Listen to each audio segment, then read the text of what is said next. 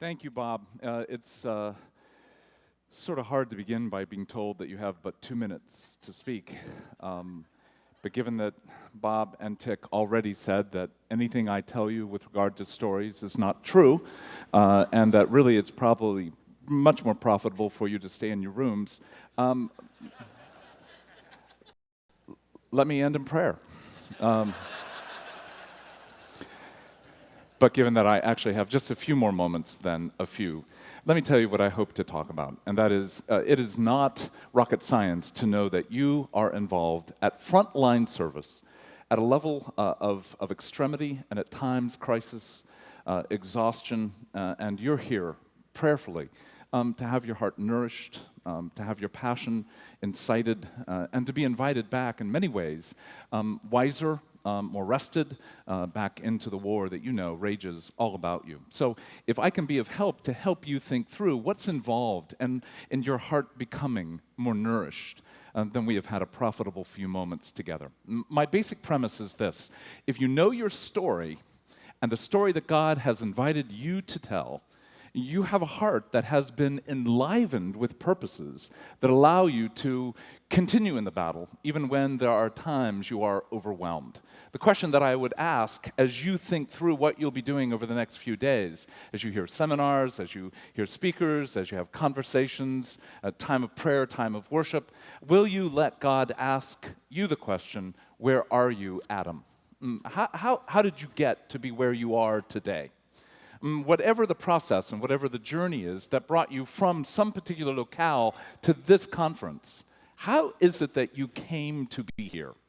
And do you know, in many ways, what are the stories that have been used of God to bring you to a point in which you are in the work and the ministry that you currently are in? Do you know how you got to be where you are? Because part of the question of where are you, Adam, is not just where are you now, but how did you get to the spot that you're in? For many of us, our exhaustion has to do with the fact that we have forgotten the stories that God has used to get us where we are. I have 4 basic thoughts that I want you to consider. The first is this: God wrote your life. He wrote your story.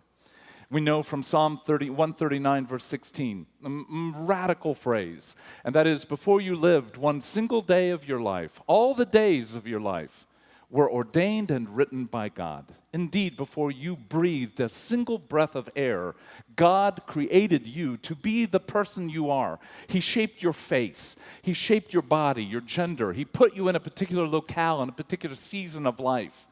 God has written you. We know as well, though it may sound like an antinomy, that God has not written our sin. He is not the cause of the harm that we've experienced in our lives. And there, we're presented with a very difficult reality that exhausts many of us. We know we believe in the goodness of the story of God, yet we have stories in our lives that we have not faced, not named, in a way in which our hearts have surrendered to the goodness of what even Joseph was able to say as he looked over his life. You meant it for evil, but God meant it for good. I believe great nourishment comes in our hearts and our lives when we have a chance to be able to come to that point of being able to say, God has not written the harm in my life, yet I know He has used each and every portion of it to shape me for the particular work that He has called me to be part. When you come to surrender to the story that God has written, indeed you have become one who is engaged in making the story of God known to others. And so, to begin with the core assumption about your life, God wrote you. He wrote your face. He wrote your body. He wrote your gender. He wrote you to be something, point number 2, that reveals God uniquely. And in that unique revelation, you have a calling, not the calling to be a pastor, not the calling to be a therapist, not the calling to be the president of a seminary. We are called in a way to uniquely reveal who God is. And my core conviction for us is this: our stories reveal something of what we're meant to make known about the God of the universe. If you want to know what you're to uniquely bring to this world, you've got to begin by asking the question, who am I, and how did I get to be where I am? If I were to answer that question, how did I get to be where I am right now? I would go back to 8th grade. 8th grade, I don't know what your vision of 8th grade is, but 8th grade for me is a prototype of hell. And I was sitting in a music class, looking out the window, and a kid tapped me on the shoulder, and I turned around, and this little kid, scrawny little kid, looks at me and says, "Do you have a comb I could borrow?" When I heard the word comb, I literally grabbed him and began to drag him across his desk and mine. Well, the context of that is, that story begins really in 7th grade. I was in 7th grade in the same music class where the teacher had asked me to sing a solo. Well, I don't have one stick of musical capacity, and so when he asked me to sing a solo, I politely refused. I didn't want to do harm to any, and so I didn't want to shame myself, and so I said no. And the teacher insisted, and he said, "Please, I want you to stand up and sing a solo." And I politely again said, no, thank you, I don't wish to do so. At that point, he grabbed me and began to pull me out of the desk. Well, this story will only make sense to let you know that I'd, at this point in time, already experienced 2 or 3 other major experiences of sexual abuse, harm against my body, and I had become, by that point in 7th grade, a not so friendly, a not so kind, a not so gentle human being.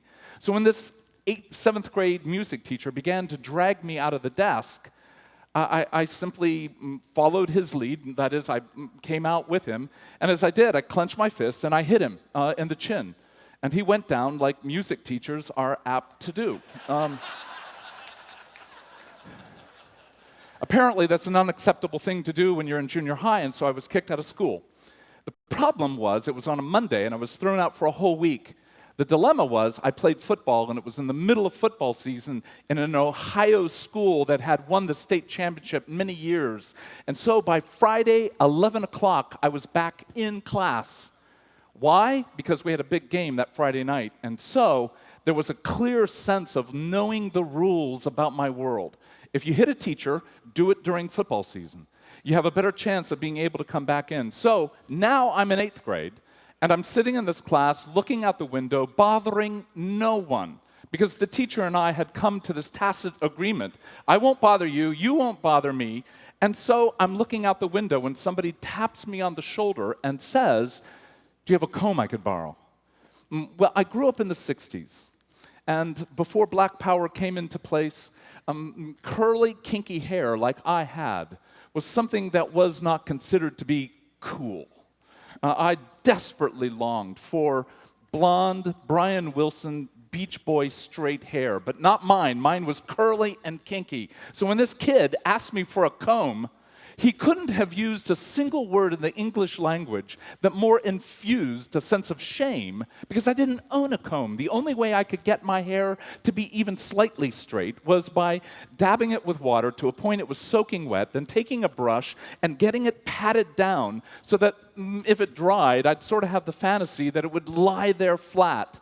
But indeed, when it began to dry, it would do what it would normally do, and that is, boom, back up. Well, when the kid asked me if I had a comb, I just became enraged, and I grabbed him and pulled him before me, and I was about to put a small little tap on his face when the kid began to laugh. And I had never at that juncture heard anyone laugh the way he laughed. The fact that he desired my comb, there's another picture here, and that is 2 weeks before this event, I was watching a commercial on TV about Tony hair straighteners. I had never in my life heard of a Tony hair straightener, but that was the first encounter. And as I saw this ad for Tony's hair straightener, it became clear that I could find a way out of my ugliness if I could simply find this product. After hearing about it, I went to a pharmacy a couple miles away, walked to it, got to it, began to look down the aisles for a Tony hair straightener. Couldn't find it, finally thought I needed to ask a clerk to see if I could find it, and then it dawned on me, I'm going to have to look this person in the face and say to them, "Do you have a product called a Tony hair straightener?" And I knew what would happen, and that is the person would look at me, in this case a woman, she would look at me, see the need that I had, hear the product, and she'd start to laugh. And I couldn't stand the thought of having somebody laugh at me, so I kept looking and looking until I finally found the product. When I got the product, I took it up to pay for it. As I got up to the front to pay, it dawned on me again. I'm going to hand this woman a product. She's going to see the Tony hair straightener. She's going to see the need that I had, my ugly, hideous hair. She was going to see it and begin to laugh. And the thought of her laughter was more than I could bear. And so I put it in my coat. I shoplifted it. I got it home, kept it in the downstairs basement for 4 days, thinking that if my parents found it, I could deny that I had taken it. And so 4 days later, I went down about 5 in the morning to open this product. It had 2 parts to it. It had a pink bottle of goo and had a pink plastic bag. I don't read directions today. I certainly didn't at 5 in the morning as an 8th grader, and so it figured it was pretty simple. You take the pink goo, put it on your hair, put the pink bag over it like shake and bake, sort of shake it, and hopefully after 5 or 10 minutes, I would have blonde Brian Wilson straight Beach Boy hair. And so I sat there waiting with this pink bag, pink goo on, in my pajamas, waiting for my hair to change. I kept looking every now and then to see whether or not there was any movement with my hair, this unkinking. But it didn't work because after about 2 or 3 looks, I noticed that I had a pink blob of goo on my shoulder. And it just flipped me out because the thought was, my mother is going to see this glob of goo and she's going to know that I was up to nothing good. Not thinking, of course, that if the product had worked, she might have noticed. But I'm not thinking well. I'm in 8th grade. I'm downstairs early in the morning. So all I can think to do is to take my pajamas off. And that way I would keep from having any more stains on it. So I'm a very large 8th grade kid downstairs with a pink bag, pink goo. And unbeknownst to me, my father, asleep upstairs, heard a burglar in the basement. He began stealthily, I suppose, to come downstairs. He picked up a baseball bat, and he got down to the bathroom where I was behind. And he must have heard just a few little movements because he must have screwed up his courage because the next moment he kicked the door down like a drug raid, came in with a baseball bat behind him, and my father and I encountered each other. I don't know if you've ever been in a moment like that, but my father and I stared at one another. There were no words spoken on his part or mine. The only thing I did was I made a slight movement with my head to sort of indicate, I see you. And for the next several minutes, my father and I just took each other in. I don't know what happened for him, but after a couple minutes, he just began to back away. Never put the bat down. He began to back away, closed the broken door behind him. And at that point, I didn't know what to do. He went to bed. I freaked. I washed it out of my hair. I'm often asked, what happened to your hair? It had sort of an orange tint in it for a few weeks, but it didn't change the kink. Are you getting a sense of how God works? Story connected to story that doesn't make any sense in the moment. But I'm now in the music class, and I'm about to pound this little kid's face in because he's laughing at me. And I'd heard the laughter of my abusers many times. I heard their mockery, and I heard their cruelty. And I was sensitized to shame and sensitized to that mockery. And there was something in me that basically said, nobody is going to put me in that position again. But this little kid is laughing in my face, and I'm about to pound him, and he is undaunted. I don't know what happened inside of me. I can't put words to it other than to say that as I was about to hit him, I simply decided to put him back. Class ended probably 20 minutes later, and we walked out, and this kid came up behind me and tapped me on the shoulder, and he said, without knowing my name, I certainly didn't know his, he said, would you like to come over to my home after school today? I don't know if I'd ever been given an invitation like that from anyone outside of my own little neighborhood. And again, why? What was in me to look at this kid who I had just about to hit, ask me to go to his home, and something in me said, okay, sure. Within 1 week, we were best friends. We made 2 commitments to one another in 8th grade. One would be that we would be best men in one another's weddings, and to that I can say we have both fulfilled that promise. Second promise we made was that whoever died first, that the other would dance on his grave, and I'm grateful even though that was a macabre promise, that has not been fulfilled. That lengthy story basically tells you one thing.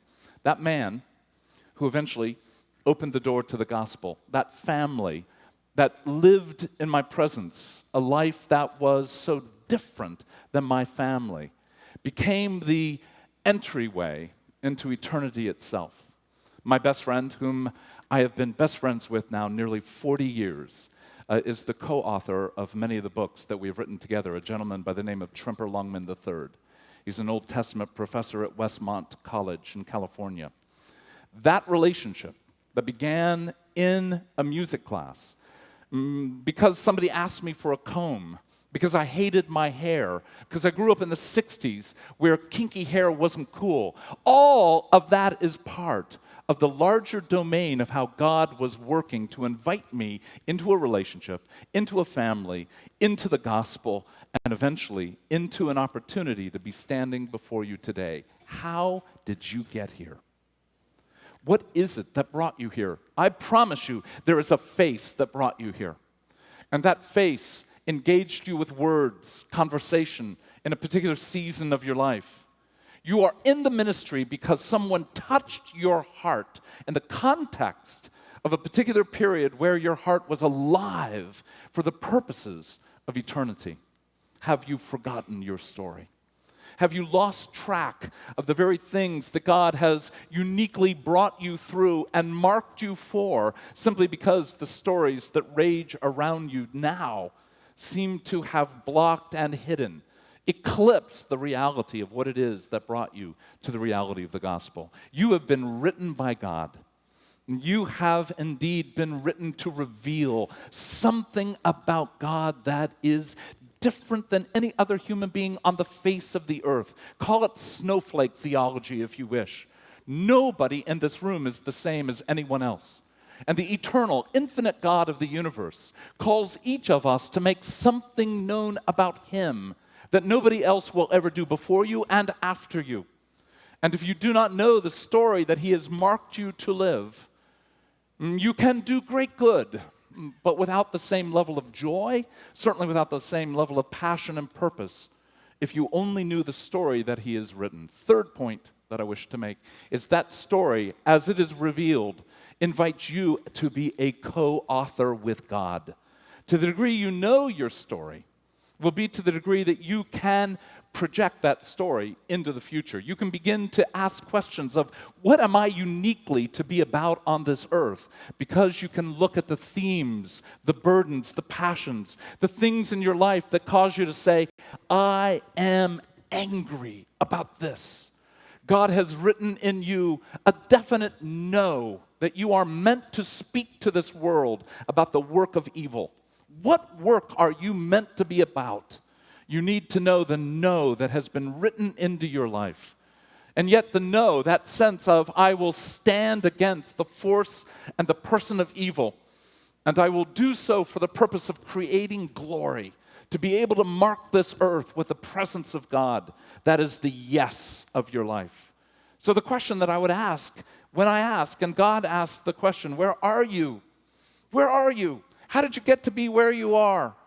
Is, do you have a sense of the no of your life, the yes of your life, that is together meant to help shape how you write together with God the future that He has given you, virtually as a blank slate to be able to create for His glory? My wife and I, a number of years ago, about 7 years ago, were in the middle of a major decision.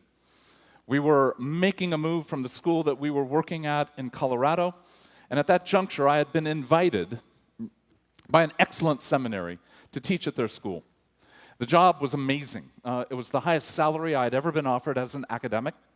It only was for 2 courses every year, and it involved no administration. It was a plum position.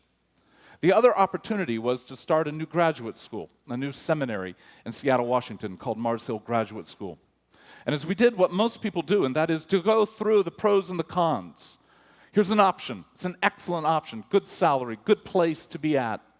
We went through the pros, and they were a long list of pros. And then we went to the negatives, and there weren't very many at all. We went to the opportunity to start a graduate school, and the pros were very few. There were 2 or 3. But the cons were 10, 15 different reasons for not doing so. The primary one was we had to raise every single penny to make it go, and even then we weren't sure that it would be successful, and so it just seemed irrational to choose to do something along the lines of starting a new seminary. And as my wife and I talked about it, prayed about it, engaged one another about this decision, it seemed inevitable that what we needed to do was to go to the school that had offered such a good opportunity. And then my wife changed, almost in one sentence, the path that we were on. What she did was she read my story. My wife, who I had been married to at that point almost 21 years, read my life. She knew how we had met. She knew how I had gone to seminary. She knew how I'd met Larry Crabb, how I got involved in counseling. She knew the stories of my life well enough to be able to say the sentence with impact. What she said to me was this: "You have never done anything reasonable in your life yet." And I knew the next sentence. I just knew it. And internally, I had that sense of, no, don't say the next sentence. But she finished and she said, "Why start now?" As soon as she said that, there was that deep yes that I didn't want to hear within me, but also what creased my mind about her remark was a story came to mind. And my bet is, as you listen, some of you have stopped listening a while back ago because you're already being haunted by stories. The nature of story is it evokes another story, because there's never a story that finishes our life, but eternity ahead. And so when she said, "You've never done anything reasonable in your life, why would you begin now?" The story of the very first sermon I ever heard came across my mind. It was as if the story came to confirm what my wife had put excellent words to in describing and reading my life. The very first sermon I ever heard was the day that I came to Jesus. I had known Tremper since 8th grade, and I had been involved, before I met him, in what could be called illicit pharmaceutical sales. And it was far better than a paper route, and so I involved myself for many, many years, probably about 9 years, in a very desperate and dark trade. I was selling drugs, and a new firm came into our territory, and we had heard that they had the desire to displace us, which meant that likely I might be killed. And though I knew the gospel well, very well, because I had heard it many times in the context of the Longman home and from Tremper directly, it had never been something that had been true for me. I was glad it was true for him, glad it was true for his friends, but it wasn't true for me. And if it was called a foxhole conversion, that's a fine phrase, because at the point that I knew I had a high probability of being killed, the gospel that I knew well came to a point where I was walking down a street, very aware, in a drive-by shooting, I could be killed very easily. And what I did was, I invited Jesus into my heart. But I didn't do that. All I said was the word, "fine." I didn't know what body organ to invite him in. I just said, "fine." And that night, I came to Tremper and I said, I'm one of you now. I'm a believer, whatever you mean by that. I said fine to God. And he said, "Well, let's go to church." And that night we went to church. And it was an excruciating experience. I had very long, ratty hair, came into this place of a rural Presbyterian church where everybody looked good. And as I walked into your church, I was certainly a misfit. And if you've ever been a young person in a believing church, you know that the whole drama is one that we really don't know. And so we come to sit, and I sat in the back. I wanted to sit on the edge for a quick getaway if I needed to. And I began to watch you be Christians. And you would stand, you would shake hands, then you would go back to a book, you would open it, you knew exactly where to go to in that book. You'd close that book, then you'd go to another book. Then you'd sit down, you'd stand back up, and I'm trying to follow all your movements. In many ways, it feels like a Broadway show that you are out of sync with, but you're on the stage. And so I'm just trying to move, go, whatever, when you're doing what you're doing. Finally, Everybody sat down. The man opened a big book. He was in a robe, and he began to talk. And within a couple minutes, I was bored out of my mind, but I was intrigued to watch your faces. You seemed to be interested. You had your own black books, and you were all opening them to the right place. And after a little while, I heard the phrase Balaam's ass.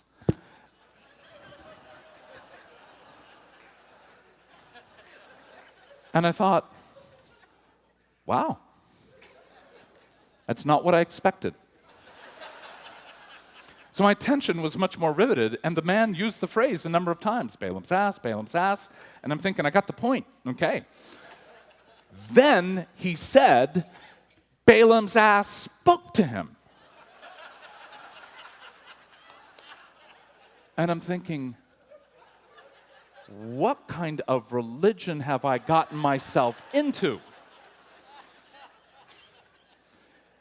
So about 5 minutes later, he used the phrase Balaam's donkey. And it was like, no problem. Talking animals, I've hallucinated for years, no problem. But the thought of having to go through my whole spiritual life with talking body parts, that was more than I wanted to conceive. So, my wife read my story. She knew enough of those stories to be able to summarize thematically what indeed has been true. And if I were to belabor the point and tell you how I met my wife, how I got involved in ministry, how I went to seminary, how I got in a fight the very first night at seminary, how it was amazing I didn't get thrown out of seminary. All that to say, you've been marked by God with a particular kind of face and a particular kind of name and a gender, etc.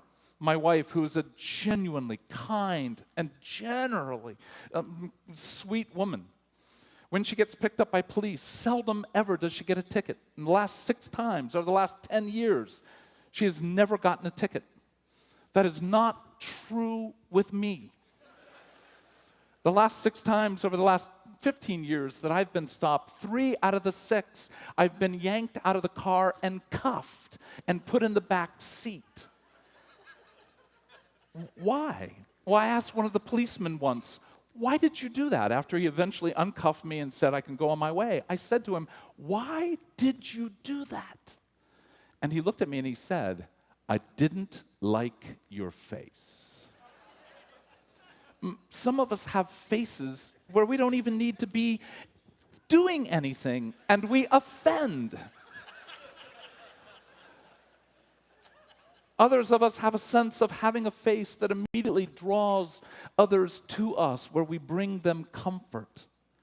And the question that I'm really posing for you is this: have you come to know your story? Have you come to love your story in order for it to be used for the purposes of God? If you knew my story, what you would find is that my life has significant effect of abuse and violence and shame and high levels of bizarre, odd, unpredictable stories. I find that the only thing that I really do as a president, beyond my teaching as a professor, one of the prime things I do as the president is to raise funds for our school. I'm a fundraiser. But nothing has prepared me to be a fundraiser better than having been a drug dealer. Now,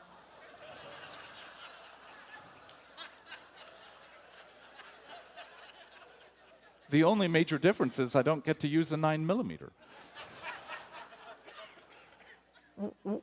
Why? And I ask many times of God, why am I the president of a seminary? It makes no sense. I am not the kind of person that any academic institution would want teaching, let alone being involved in the administrative work. Why? Well, my argument, and certainly the argument of the board of Mars Hill, is they want me to be the president because the school is intended to be an environment where people who have not fit well in the church can find an opportunity to wrestle with God, where there are not the demands for dogma to believe simply what we're being told from the classroom. but where questions, where doubt, where heartache, where one's own confusion and one's own story can come to a place of wrestling with the truths of the gospel. We don't need new seminaries if the seminaries repeat what the good other seminaries are already doing. What's your calling? It isn't what you do, but how you do it. What is it that God has marked my life with? If I had one simple phrase, I would say it's the word bizarre. But what good is that? Simply to have weird stories that may make a few people laugh. But what is the value of that life? I believe if I have some sense of God's work and call on my own heart, it may be simply this, that I am part of what God has invited a few people to say to the believing community, and that is, you can't domesticate him.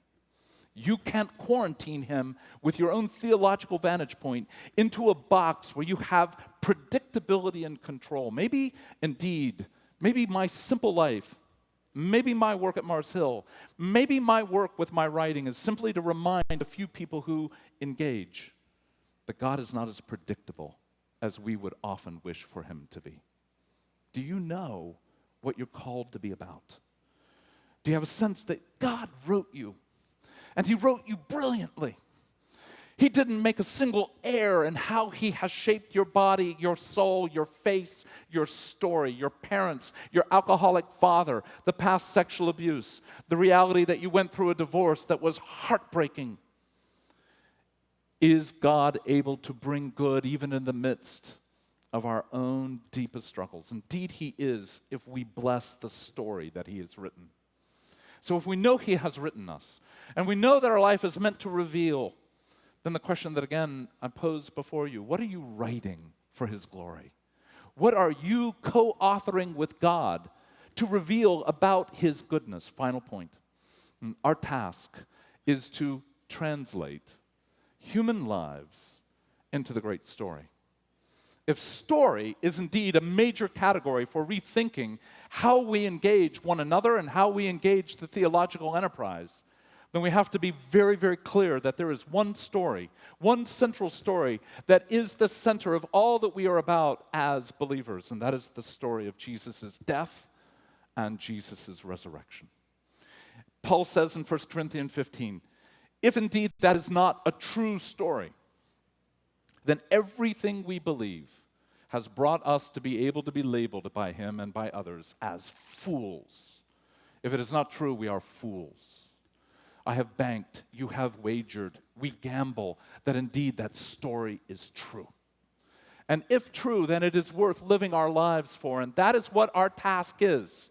No matter what our calling is, no matter how it is we're to live out the story God has written on our behalf, our task is to make known Jesus' death and resurrection. The dilemma is we live in a culture that does not want to name people's stories of death. We are so committed to a theodicy that somehow defends the honor of God, that we're always looking to somehow put Christianity in the best possible light, with lovely little aphorisms that somehow are meant to somehow take away the heartache of life. Just take lemons and turn them into lemonade. I would like to crush the person who thought of that. Well, not really, because it's a phrase that reminds us that though it's true, it does not reflect the reality of what the message of Jesus is about. May we have the courage, even this week, to enter into the stories that we often choose not to even remember, let alone tell to anyone else. If you're here with a few friends, you're here with a few compatriots, what would it be like to share with them stories of what has shaped you to become the person that you are? I promise you, some of those stories have to do with tragedy. Everyone in this room knows something of what it means to be an orphan. And that is where an authority, an author, like a father, like a mother, like a mentor, like a pastor, like a dear, dear older man who was guiding you, betrayed you and broke your heart. Every one of us knows what it is to be estranged, and that is to be brokenhearted in relationship with our peers, to have had relationships severed on some basis. And we all know what it is to some degree to be a widow or widower. Even without our spouse's death, you can be single and know what it is to have lost intimacy with a lover.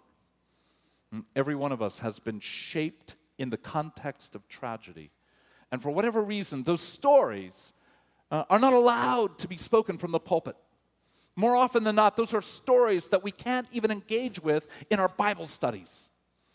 And those are stories that are either so uncomfortable because they involve shame, they involve fear and heartache and doubt and confusion. And so we segregate those stories in a way in which we don't want to have to mess with them. And yet the very reality is, if you want to make Jesus' resurrection known, you have to have the courage to go to Treblinka. You've got to go to Dachau. You've got to go to Bergen-Belsen. You've got to go to the very harsh realities of living in a fallen world where there are stories in every one of our lives that have been touched by evil. And if we have the courage to go, to grieve, to struggle, to be in the midst of a story war where our hearts are taken to a point of really wondering, is this true? Is the gospel true? My promise, simply because of 1 Corinthians chapter 15, is that if you'll enter death, if you will enter death in your own life, what you will find is that even in the midst of death, God has been breathing on your behalf comfort. One of the wildest phrases in the Bible is this: blessed are those who mourn.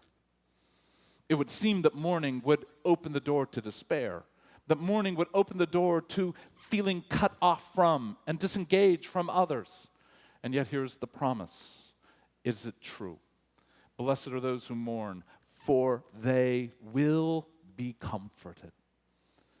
What I long for you and for me is that we would be part of communities that love story, that tell stories, that hear stories well.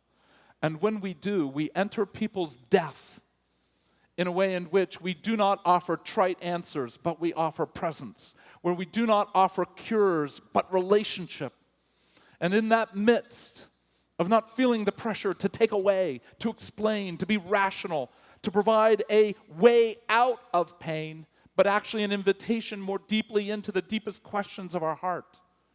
And the promise of the gospel is this: if you'll wrestle deeply with God, you'll come out changed. If you're willing to be a Jacob and admit where you are, you will come to a God who will wrestle with you all night long. Could we become a community that loves story well enough that we don't have to explain away the stories in each of our lives, but that we invite people in to be able to hear with us what our hearts most yearn for, and that is redemption itself. Death takes us to life. Death takes us to the absolute promise that if he was raised from the dead, he will indeed return. And what is our labor about? It's about taking people's lives and their stories and inviting that story to come to the great story, the glorious story, the overarching fundamental story that guides everything we are and everything we are about, and that is the story of the resurrection. And what I believe it does for each of us is it opens the door not merely to greater heartache, but to the probability and to the possibility that our lives could be transformed by the bright, glorious light of a story that has already hooked you. You know deep in your heart, whether you're struggling, whether you've come to a point in your own life where you're going, I don't know if I even want to stay in the ministry. You know you've been hooked. And the more you enter the stories of your own tragedy and your own doubt, what you will find as you cry out for comfort is that the Spirit in His goodness will bring the story of His brothers, Jesus's death and resurrection, to bear in your life in such a way that it will blow on those embers within you. He will not break a broken reed. He will not snuff out an ember that is smoldering. And the promise of the gospel, in many ways the promise of these few days that we're together, is if you're willing to begin the process of thinking through your life, how did you get to be where you are? You will indeed, maybe not tomorrow, maybe not next day, but within the span of the season that you're in, you will be part of a community that is telling stories, inviting stories, and pointing toward the story of life itself through Jesus. I pray for you comfort. I pray for you struggle. I pray that in the midst of the comfort you find, you struggle more deeply, because it is a fundamental truth that you will take no one any further than you have been willing to go yourself. May our lives be so instoried that we have nothing to offer, nothing to be, but the story of the death and the resurrection of Jesus. Thank you.